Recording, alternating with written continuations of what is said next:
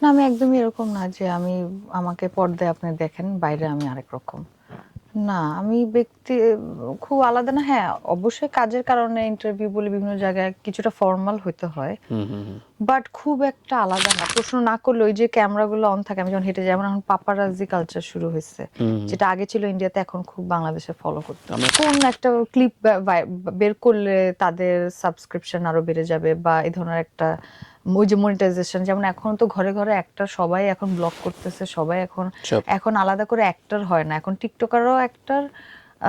যে যে বাসায় বসে বসে বিভিন্ন কেমিও করতেছে বা মজার ভিডিও বানাচ্ছে, সেও অ্যাক্টর। এই জন্য তো আমি অ্যাক্টর হইতে চাইছি, আমি নায়িকা হতে চাই না, কারণ নায়িকার জার্নিটা খুবই সাময়িক, সীমিত।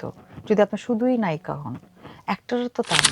এখন ওই যুগ নাই যে মেয়েরা বিয়ে করলে, ফিমেল অ্যাক্টররা বিয়ে করলে চাপায় যাবে, বলবে না, ইনসিকিউর, ক্যারিয়ার নষ্ট হয়ে যাবে, ওর বাচ্চা নিতে চাবে না, ও মানে শুধু নায়িকা হয়ে থাকবে। উনি তো আরো, আমার কাছে মনে হয় যে আলিয়া ভাট বা ওরা তো মানে দেখেন, একটা জেনারেশন ছিল যখন বিয়েই করতো না, সেই হ্যাঁ, জায়গা থেকে ওরা বিয়েটাকে এখন পারমিট করতেছে, বাচ্চা নিয়ে সেটে যাচ্ছে। হ্যাঁ। একটু তো আগাইছে, আচ্ছা, ওই এরপর আগানোর কথা জেনারেশন বলছি। আরো আগাবে। হ্যাঁ।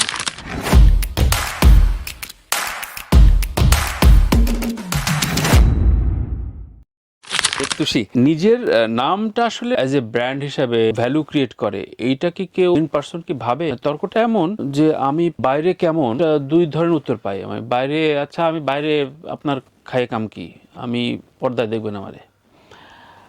আবার কেউ কেউ ম্যাটার করে যে না, আমি যা এই ইমেজটা দর্শক এটা ওন করে, সুতরাং আমাকে ওইভাবে চলতে হবে।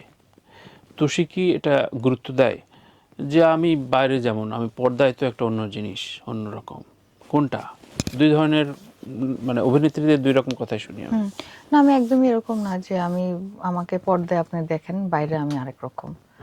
না, আমি খুব আলাদা না। হ্যাঁ, অবশ্যই কাজের কারণে ইন্টারভিউ বলে বিভিন্ন জায়গায় কিছুটা ফর্মাল হইতে হয়। হুম, হুম, হুম। বাট খুব একটা আলাদা না, মানে ওইটাও ইম্পর্টেন্ট। আমাকে মানুষ যখন ক্যামেরার বাইরে দেখতেছে, চিনতেছে, ইন্ডাস্ট্রির মানুষই তো, ওই সময়টাতেও তো আমি মানে আমি পাল্টায় একদমই যাইতে পারি না, বা আম, আমাকে তো বরঞ্চ এরকম মনে হয় যে আমার ব্যক্তি জীবন আমি যেমন, সেটা রিফ্লেকশন খুব বুঝতে পারে মানুষজন, হ্যাঁ, মানে মানে চেনা যায়। একটা বেসিক লাইন থাকতে হয়। বেসিক লাইন খুব আলাদা হইতে পারা যায় না, বা আমি তো একদমই না।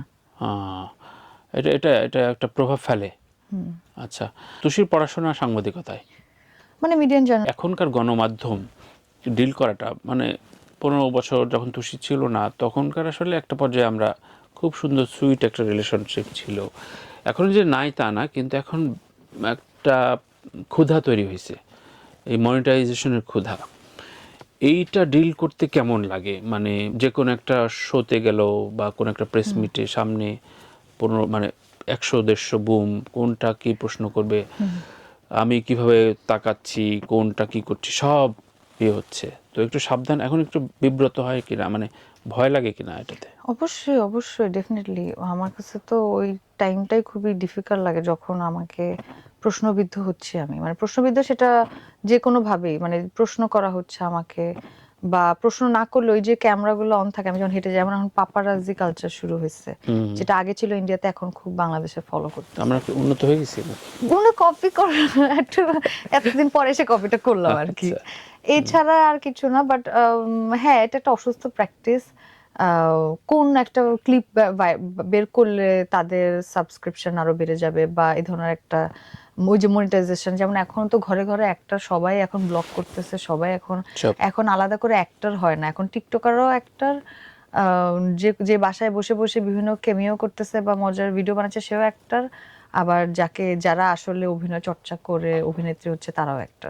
সেই প্ল্যাটফর্মগুলোর কারণে এখন সবাইকে এভাবে উপাধি দিচ্ছে, বাট আমার কাছে মনে হয় এগুলো খুবই ক্ষণস্থায়ী। কারণ দিন শেষে আসলে ক্রাফটই টিকে থাকে।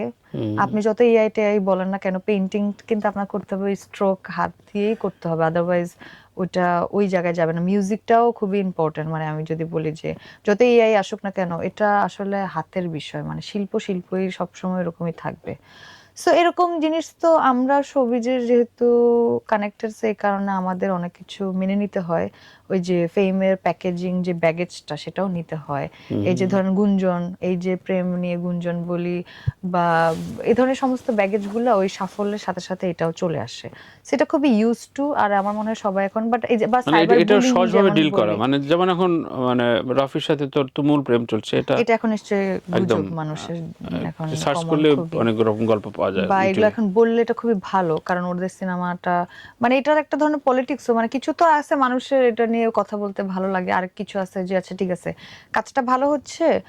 যেটা আমার হাওয়ার সময় আমি খুব, এটা হয়েছিল আমার সাথে যে ও কাজ ভালো করতেছে, ওর একটা ব্যাড রিউমার দিয়ে যদি ওকে একটু পুশ করা যায়, সাপ্রেস করা যায়, তাহলে তো আরেকটা মানুষের টিকে থাকা সহজ, বা আরেকটা মানুষের স্কোপ তৈরি হয়। তো এ হয় এটাতে এগুলো খুবই সার্টেন, এগুলো আচ্ছা। কিছুই হয় না। এই যে ধরেন আমাদের যদি আমি বলি যে ন্যাশনাল অ্যাওয়ার্ড বা এই সেই অ্যাওয়ার্ড, অনেক অনেক অনেক কিন্তু এখানে যুক্তিবদ্ধ না অনেক কিছু, যে এই কারণে এটা হয় সেটা হয়, সেগুলো খুবই আসলে সার্টেন। ধরেন আপনি পলিটিক্স করে ন্যাশনাল অ্যাওয়ার্ড নিলেন অর সামথিং এরকম কিছু একটা হইলো, কিন্তু কতবার সেটা ধরেন আপনি ডিজার্ভ করেন, কিন্তু কেউ একজন পলিটিক্স করলো বা কেউ একজন কিছু করলো যার কারণে আপনি যে ডিজার্ভ করেন সেটার থেকে বাতিল হয়ে গেল কয়বার, একবার, দুইবার, তিনবার।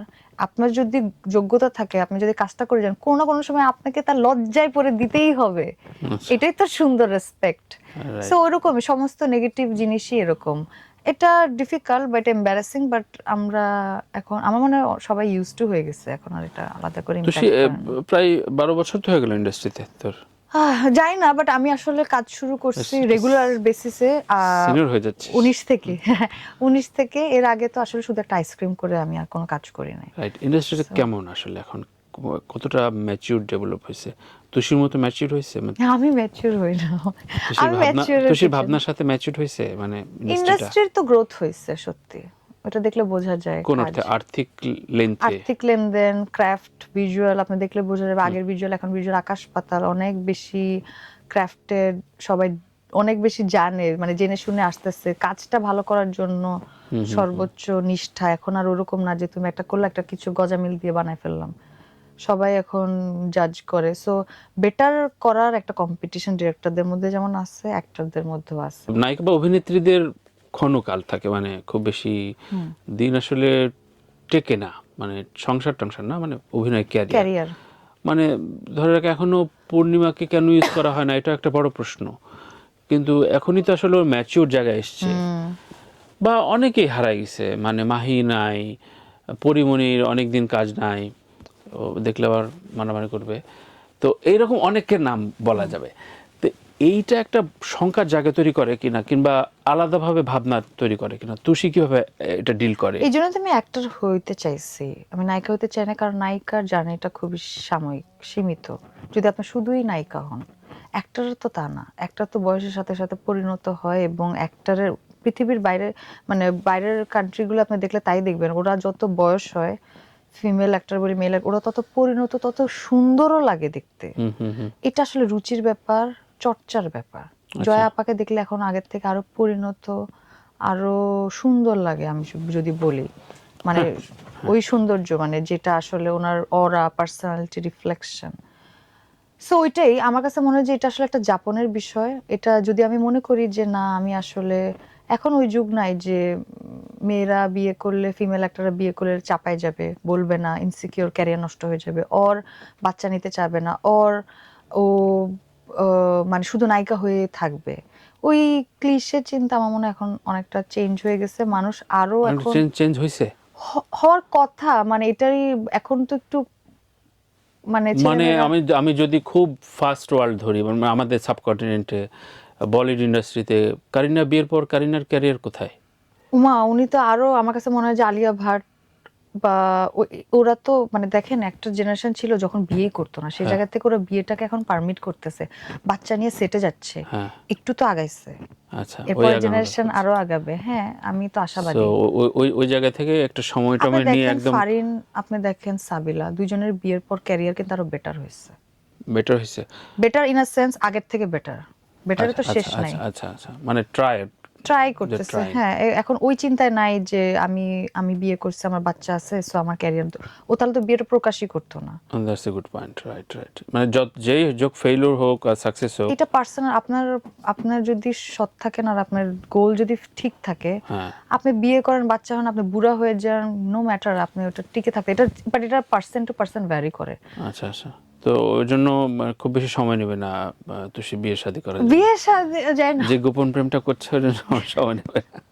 বিয়ে শাদী জানি না, বিয়েটা খুবই আমার কাছে মনে হয় যদি করতে পারে তো খুবই ব্লেসিং। বিয়ের না তোর ফিয়ান্সেকে কি বলস, মানে কিভাবে সময়টা, ফিয়ান্সে মানে কি বলস fiancé যে না নাই। ঠিক আছে, মানে বন্ধু বা যেই বা পারিবারিক আলাপে ঠিক আছে? আমি যদি কারোর সাথে প্রেম করি বা হ্যাঁ।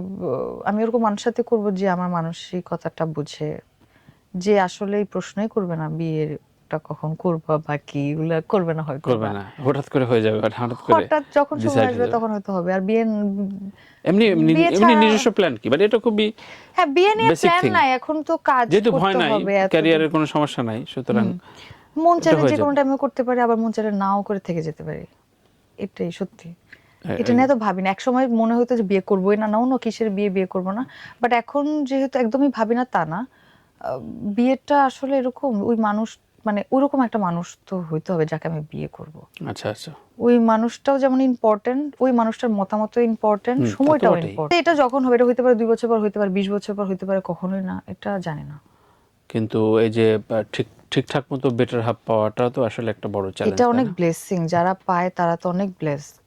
আসলে জীবনে ঠিকঠাক পার্টনার পাওয়াটা একটা, যাক সেই আমরা দোয়া করি দ্রুত সেটি হোক।